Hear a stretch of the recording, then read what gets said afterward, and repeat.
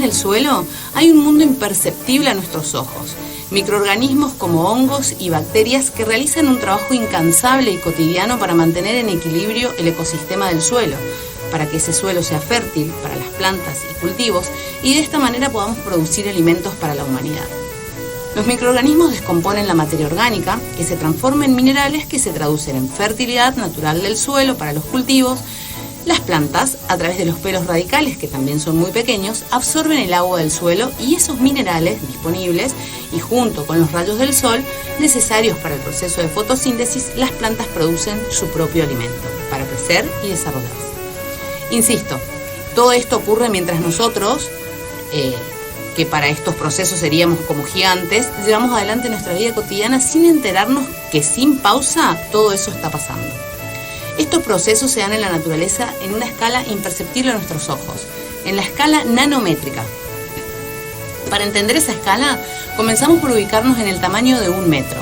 Así, por ejemplo, una niña pequeña mide 1 metro, sabemos que 1 metro tiene 100 centímetros, un hámster, por ejemplo, mide aproximadamente 10 centímetros, una hormiga mide aproximadamente 1 centímetro, y bueno, ahora que estamos ahí en el centímetro, sabemos que 1 centímetro tiene 10 milímetros. Y por ejemplo, el trazo de una virome tiene aproximadamente 1 milímetro. Bien, llegamos ahí, al milímetro, pero todavía no llegamos al nanómetro. Tenemos que seguir dividiendo dimensiones. Si dividimos el milímetro en 1000 partes, llegamos al micrómetro. Y para tener una idea, el cabello humano, un cabello humano, mide 100 micrómetros. Un glóbulo rojo, que es una célula de la sangre, mide 10 micrómetros. Una bacteria, en términos generales, porque hay de diferentes tamaños, pero en general miden 1 micrómetro. Y acá sí ya nos introducimos en la escala nanométrica. Si dividimos todavía más al micrómetro, nuevamente en 1000 partes, obtenemos el nanómetro. Y en esa escala tan pequeña hay un mundo infinito.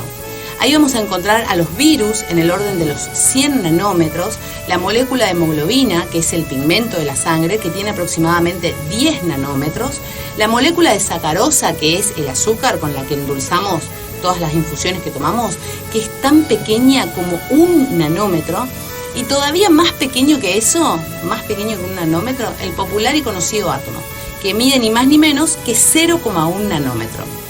Ahora que ya llegamos a ese mundo de dimensiones tan pequeñas, hablemos de esa partícula invisible, nuestra partícula en cuestión, la nanopartícula. Sin intenciones de quitarle mérito a la creatividad y a la invención humana, pero con humildad debemos reconocer que no inventamos todo.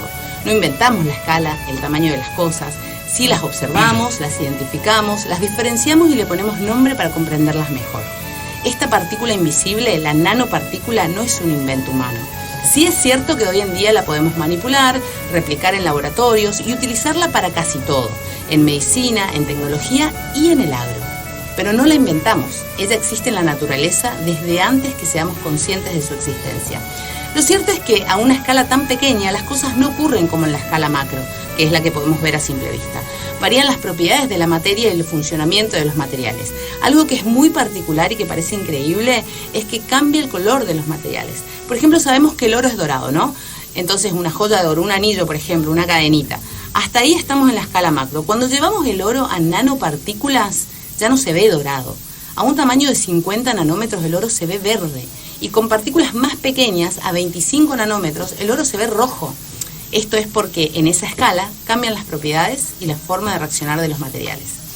En la naturaleza se presentan todas las escalas, pero como decía al principio, gran parte de los procesos fundamentales para la vida se llevan a cabo a escalas muy pequeñas, que no vemos a simple vista.